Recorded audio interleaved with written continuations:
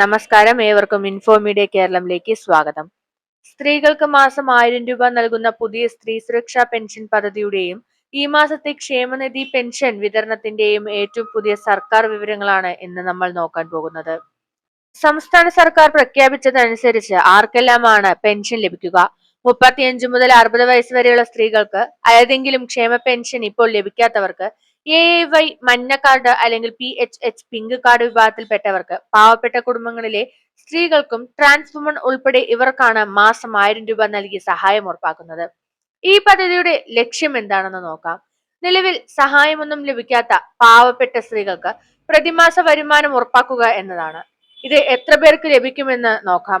ഈ പദ്ധതിയുടെ ഗുണഭോക്താക്കൾ 31.3 ലക്ഷം സ്ത്രീകളാണ്. സർക്കാർ ഇതിന് പ്രതിവർഷം 3800 കോടി രൂപ ചെലവിടും. തദ്ദേശ തെരഞ്ഞെടുപ്പ് ശേഷം മാത്രമേ പദ്ധതി നടപ്പിലാക്കൂ.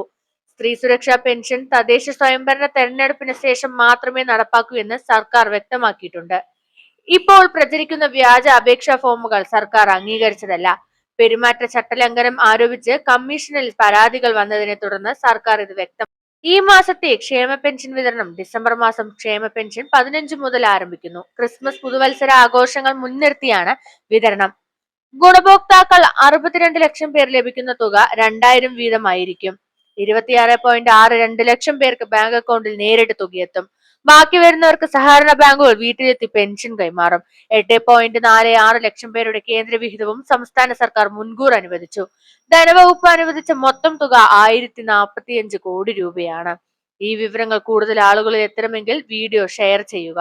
ഇത്തരം സർക്കാരിന്റെ ഏറ്റവും പുതിയ അപ്ഡേറ്റുകൾക്കായി ചാനൽ സബ്സ്ക്രൈബ് ചെയ്ത് സപ്പോർട്ട് ചെയ്യുക. താങ്ക്